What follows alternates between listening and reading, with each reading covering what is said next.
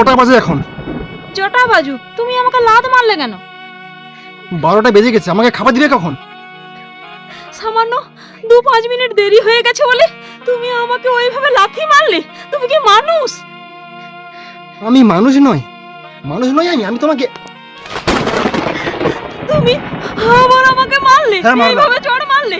মেরে ফেলবে একদম আমাকে। তোমার হাতে মার খাওয়ানোর জন্য কি আমার বাবা মা তোমার হাতে আমাকে তুলে দিয়েছিল বলো? আমি তোমাকে একদিন বলেছিলাম, তুমি যাই করো না কেন আমাকে সঠিক টাইমে খাবার দিবে। কথাটা তোমার কানে ঢোকে না?